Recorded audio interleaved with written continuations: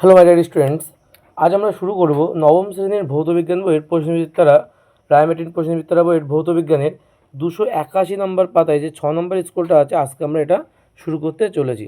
প্রথম কোশ্চেন কি বলছে, 1 মোল ক্যালসিয়াম ক্লোরাইড থেকে প্রাপ্ত ক্লোরাইড আয়নের সংখ্যা কত হবে? এটার উত্তরে কী হবে? 12.044 × 10⁻23। ঠিক আছে। নেক্সট কোশ্চেন কী বলছি দেখো, mL (T⁻²) কোন ভৌতরাশির মাত্রার সংকেত? এটা কী হবে? স্প্রিংয়ের বল ধ্রুবক। যে একক আয়তনের চাপ শক্তি হলো, একক আয়তনের চাপ শক্তি অ্যাকচুয়ালি সেটা চাপের সঙ্গে সমান। নেক্সট কোশ্চেন কী বলছে দেখো, নেক্সট কোশ্চেন বলছে যে প্রদত্ত কোন সম্পর্কটি সঠিক নয়? কোনটি হবে? ভরবেগ স্কোয়ার ইজ ইকুয়াল টু ভর ইনটু শক্তি। এটা কিন্তু সঠিক নয়। দুদল এক প্রকার তরলে বা তরল না, তেলে জল জাতীয় ইমালশন, তেলে জল জাতীয় ইমালশন। ঠিক আছে। 500 ml জলে কি বলছে, 500 ml জলে 4 গ্রাম NaOH দ্রবীভূত থাকলে উৎপন্ন দ্রবণের গাঢ়ত্ব কত হবে? উৎপন্ন দ্রবণের গাঢ়ত্ব হবে 0.2 হচ্ছে মোল ইনভার্স, 0.2 মোল ইনভার্স।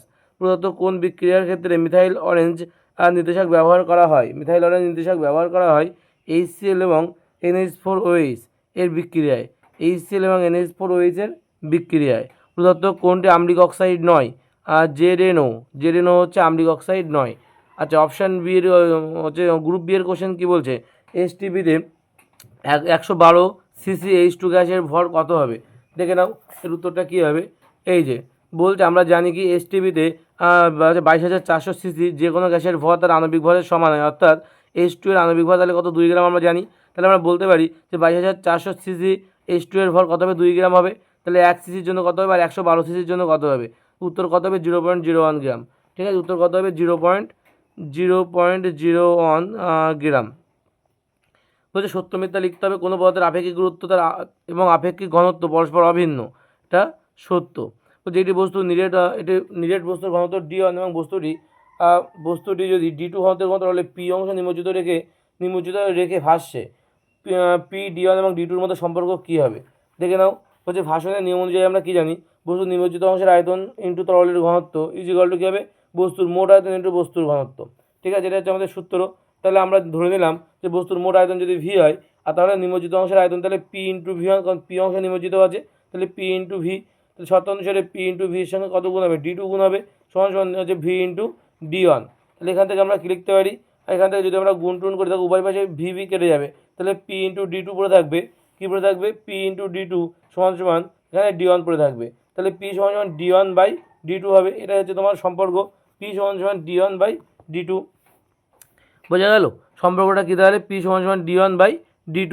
আচ্ছা, 20 মিটার/সেকেন্ড বেগে গতিশীল কোনো পরিবাহীর বেগশিসের মান কত? দেখো বেগশিসের সূত্রটা কি? v²/2g। ভালো করে দেখে নাও।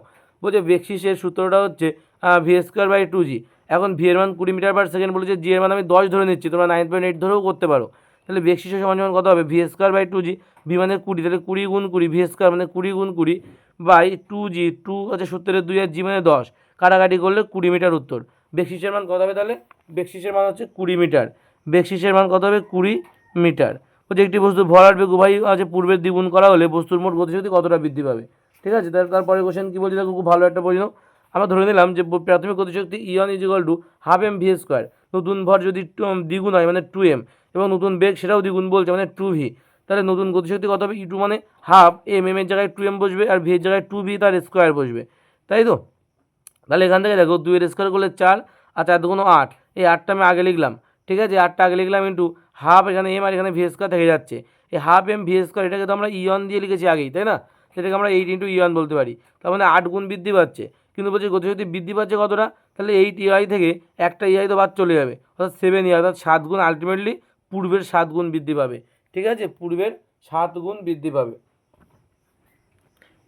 গতিশক্তি কতটা বৃদ্ধি পাবে? 7 গুণ। ঠিক আছে। T1 ডিগ্রি সেন্টিগ্রেড উষ্ণতায় x গ্রাম সম্পৃক্ত দ্রবণে y গ্রাম দ্রাব্য দ্রবীভূত আছে, ওই দ্রবণের দ্রাব্যতা কত হবে? দেখে নাও। আচ্ছা বলছে দ্রবণের ভর x গ্রাম, তাহলে দ্রাবের ভর কত হবে? y গ্রাম। তাহলে দ্রাবকের ভর কত? x মাইনাস y গ্রাম। তাহলে দ্রাব্যতা কত হবে? দ্রাবের ভর বাই দ্রাবকের ভর ইন্টু 100, তাহলে y by x minus y। দ্রাবের ভর মানে কত? দ্রাবের ভর বলেছে y, আর দ্রাবকের ভর x মাইনাস y, তাহলে y by x minus y into 100, এটা হচ্ছে সূত্র। ঠিক আছে। আচ্ছা নেক্সট কোশ্চেন কী বলছে দেখো, নেক্সট কোশ্চেন বলছে ABC তিনটি দ্রবণের পিএইচ এর মান যথাক্রমে 6.1, 10.9 এবং 4.8 দ্রবণ তিনটে আম্লিকতার ঊর্ধ্বক্রমে সাজাও। ঠিক আছে, আম্লিকতার ঊর্ধ্বক্রমে যদি সাজাই তাহলে দেখে নাও কী হবে। বলছে পিএইচ এর মানগুলো যথাক্রমে 10.9, তো 6.1, তো 4.8, তাই তো। তো দ্রবণ তিনটিকে অম্লতার ক্রম অনুসারে সাজানো যায়, তাহলে দেখা যাবে যে সি এর মানটা বড়, তারপর এ, তারপর বি, তাই তো।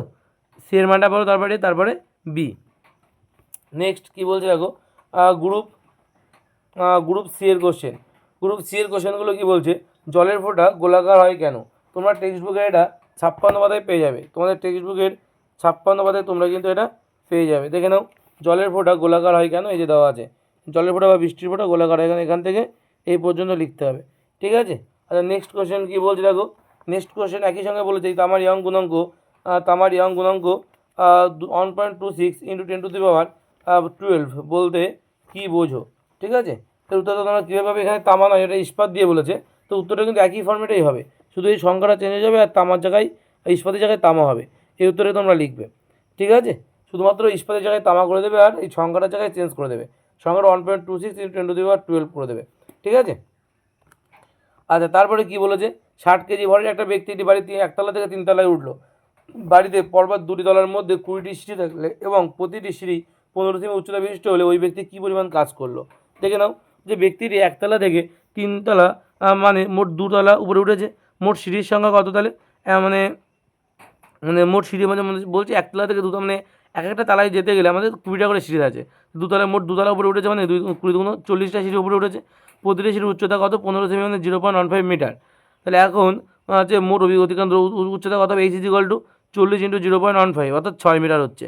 অভিকর্ষ ত্বরণ জি এর মান কত, 10, তাহলে কৃতকার্য কত হবে, mgh, এম মানে কত 60, লোকটার ভর 60 কেজি, জি এর মান 10 ধরেছি, এইচ এর মান হচ্ছে 6 ধরেছি, 6 ধরেছি বলতে 6 হচ্ছে 6 মিটার, তাহলে গুণ করলে কত হবে, 3600 জুল। এটাই কিন্তু আমাদের উত্তর, কৃতকার্য কত, 3600 জুল। ঠিক আছে, কৃতকার্যের মান কত হচ্ছে, 3600 জুল। একদম সহজ অঙ্ক কিন্তু এগুলো। আচ্ছা, আগেরটা কত বললাম, পেজ 56 ভট্টাচার্য ব্রাদার্স, আর এটা পেজ 65, এটাও ভট্টাচার্য ব্রাদার্স। বলছে এক মোল হচ্ছে 1 মোল অক্সিজেন এবং 1 মোল হচ্ছে মানে 1 মোল অক্সিজেনের একটা পরমাণু বলেছে, 1 মোল ও এবং 1 মোল O2 এর মধ্যে পার্থক্য বুঝিয়ে দাও। দেখে নাও, 1 মোল ও এবং 1 মোল O2 এর মধ্যে পার্থক্য বলছে 1 মোল ও এর ভর কত, 16 গ্রাম, এবং এদের পরমাণুর সংখ্যা হলো 6.02 × 10⁻23, কিন্তু 1 মোল O2 এর ভর কত, 2 × 16 অর্থাৎ 32 গ্রাম, কিন্তু পরমাণুর সংখ্যা তাহলে দ্বিগুণ হয়ে যাবে, তাহলে 6.02 × 10⁻23 × 2 অর্থাৎ 12.044 × 10⁻23। ঠিক আছে, এটা এখানে হবে উত্তর। তা নেক্সট কোশ্চেন কী বলছে দেখো, NaCl এর আণবিক ভর 58.5 মন্তব্যটি সঠিক কিনা যুক্তিসহ লেখো। তো তোমরা পেয়ে যাবে 83 পাতায়, তোমাদের টেক্সট বুকের 83 পাতায় তোমরা এটা পেয়ে যাবে। ঠিক আছে, দেখে নাও উত্তরটা কী হবে, এই যে সোডিয়াম ক্লোরাইডের আণবিক ভর, এই যেখানে দেখো পরিসংখ্যান দেওয়া আছে, আয়ন যৌগগুলির অণু হিসাবে অবস্থান না করা এদের আণবিক ভরের পরিবর্তে সংকেত ভর ব্যবহার করা হয় কেন? ঠিক আছে, এবং এক্ষেত্রে এই 58.5 মানে যুক্তিসঙ্গত নয় কেন? দেখে নাও, এখানে এই পাতা অবধি উত্তর হবে তোমার, ওই আগের পাতা থেকে এই পর্যন্ত উত্তর বলতে হবে। ঠিক আছে, তারপরে কি বলছে দেখো, পেজ নাম্বার 83 থেকে 84, ভট্টাচার্য ব্রাদার্স। সোডা ওয়াটারের বোতল খোলা হলে ফেনা উৎপন্ন হয় কেন? তো তোমরা পেয়ে যাবে 95 পাতায়। দেখে নাও, সোডা ওয়াটারের বোতলের মাঝে মুখ খোলা হলে ফেনা সৃষ্টি হয় কেন, দেখো দেওয়া আছে এখানে। ঠিক আছে, খুব ভালো একটা প্রশ্ন কিন্তু এটা, তো এখান থেকে এই অবধি তোমার বলতে হবে সবটা। আচ্ছা, নেক্সট কোশ্চেন কী বলছে দেখো, নেক্সট কোশ্চেন বলছে, তাহলে এটা পেজ নম্বর কত বললাম, 95, ভট্টাচার্য ব্রাদার্স বইয়ের। তারপর বলছে তামার সঙ্গে গাঢ় সালফিউরিক অ্যাসিডে বিক্রিয়া করলে কী করে, সমীকরণ সহ লেখো। তোমরা পেয়ে যাবে 107 পাতায়। ঠিক আছে, 107 পাতায় তোমরা দেখো তামার সঙ্গে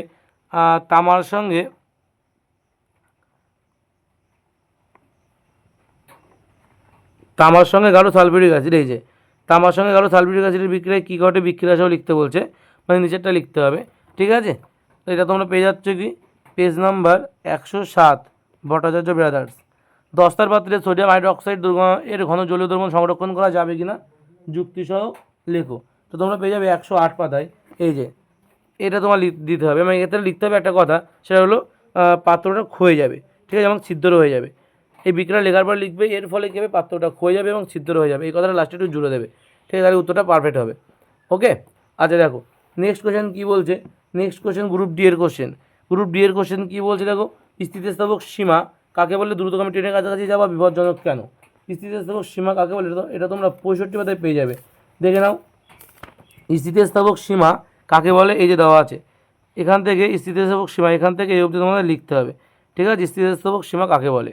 আচ্ছা একই সঙ্গে বলে দ্রুতগামী ট্রেনের কাছাকাছি যাওয়া বিপজ্জনক কেন, তো তোমরা এখানে পেয়ে যাবে এই যে দ্রুতগামী ট্রেনের কাছাকাছি যাওয়া বিপজ্জনক, এটার ব্যাখ্যাটা এখানে সুন্দর করে দেওয়া আছে, এখান থেকে এই পর্যন্ত সবটা তোমাদের লিখতে হবে।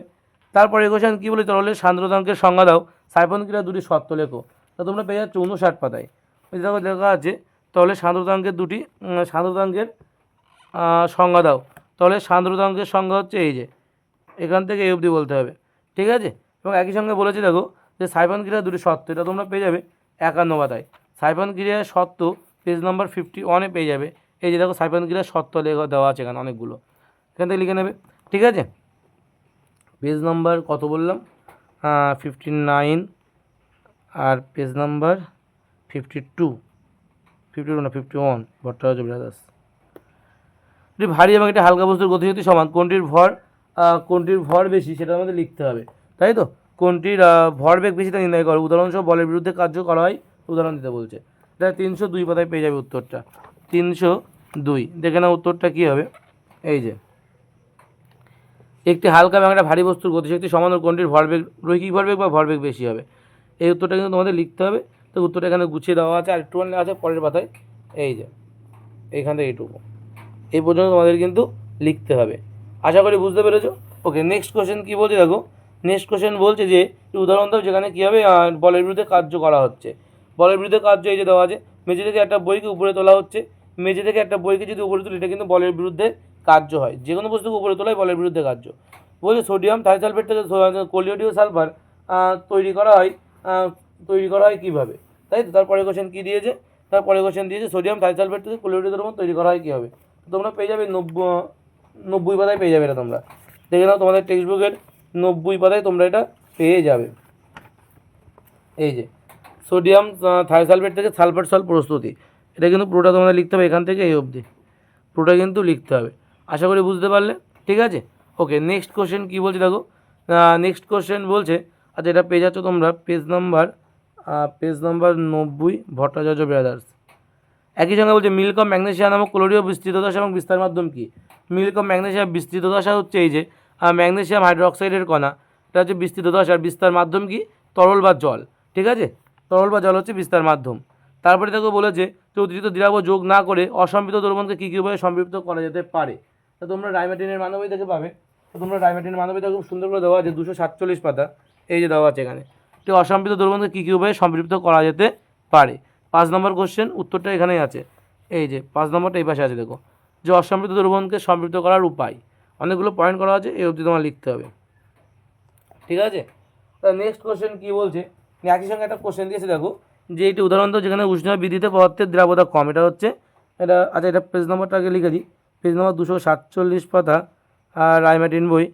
আচ্ছা এখানে আরেকটা উত্তর হবে হচ্ছে কলিচুন, তারপরের উত্তরটা কী হবে, কলিচুন হবে।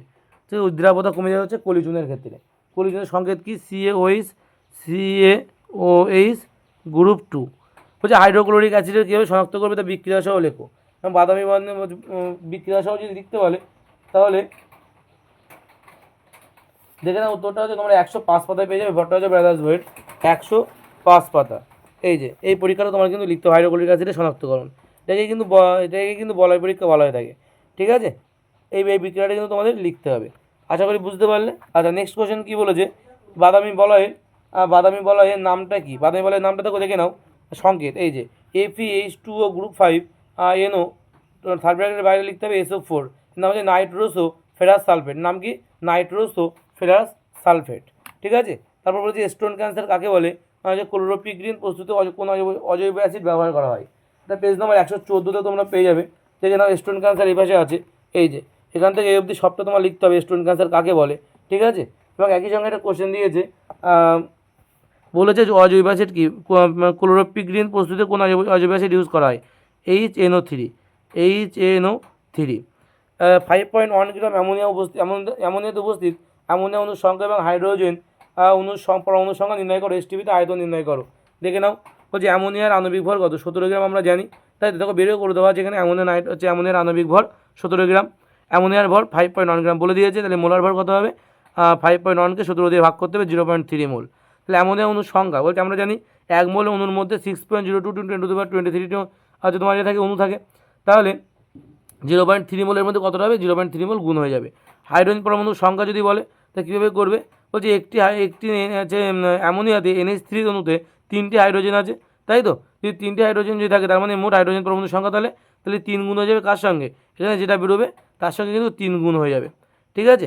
এসটিপিতে আয়তন কী বলছে, এসটিপিতে 1 মোল যে কোনো গ্যাসের আয়তন আমরা জানি 22.4 লিটার, তো 0.3 মোল অ্যামোনিয়া গ্যাসের আয়তন তাহলে কত হবে 0.3 গুণ হয়ে যাবে, গুণ হলে 6.72 লিটার হবে, ঠিক আছে।